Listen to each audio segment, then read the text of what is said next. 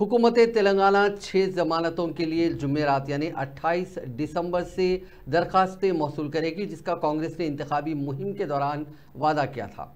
अवाम तक पहुंचने के लिए नई हुकूमत ने अवामी हुक्मरानी से मौसूम जो प्रोग्राम शुरू किया है, उसके तहत तमाम देहातों और टाउन्स में सरकारी ओहदेदार 28 दिसंबर से 6 जनवरी तक दरखास्तें मौसूल करेंगे। इस सिलसिले में चारशंबे को रियासती सेक्रेटेरिएट में एक प्रोग्राम मुनक्किद हुआ, जिसमें चीफ मिनिस्टर रेवंत रेड्डी ने लोगो, पोस्टर और 6 जमानतों के दरखास्त फॉर्म्स जारी किए। डिप्टी चीफ मिनिस्टर मल्लुभट्टी विक्रमार्का, वुज़रा और आला ओहदेदार इस मौके पर मौजूद थे।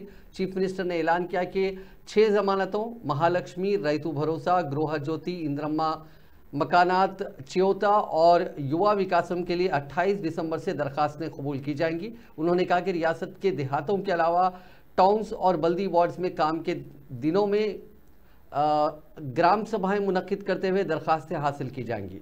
चीफ मिनिस्टर ने इस मौके पर कहा कि उनकी हुकूमत इस बात को यकीनी बनाएगी कि उन 6 जमानतों से तमाम अहल अफराद मुस्तफ़ीद हों। उन्होंने कहा कि आवाम तक इंसाफ फराहम करने के लिए हुकूमत खुद आवाम के पास पहुंच रही है। अवामी हुक्मरानी के लोगों में आंजहानी वज़ीर आज़म इंदिरा गांधी की तस्वीर के साथ अभय हस्तम टाइटल के तहत 6 जमानतों के नाम दिए गए हैं। चीफ मिनिस्टर ने इस मौके पर आवाम के नाम एक खुला मकतूब भी जारी किया और अवामी हुकूमत को मुंतखब करने के लिए अवाम से इजहार तशक्कुर किया।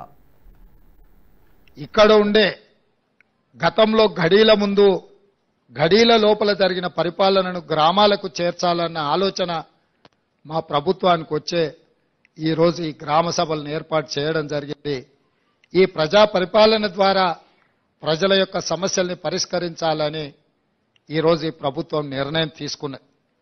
దానికి సంబంధించి ప్రజలు అది మహాలక్ష్మి పథకం కావచ్చు, గృహజ్యోతి కావచ్చు, ఇందిరమ్మ ఇండ్లు కావచ్చు, రైతు భరోసా కావచ్చు, ఏ సంక్షేమ పథకమైనా ప్రజలకు చేరాలి అనంటే నిజమైన అర్హులైన లబ్ధిదారుల వివరాలు ప్రభుత్వం దగ్గర ఉండాలి।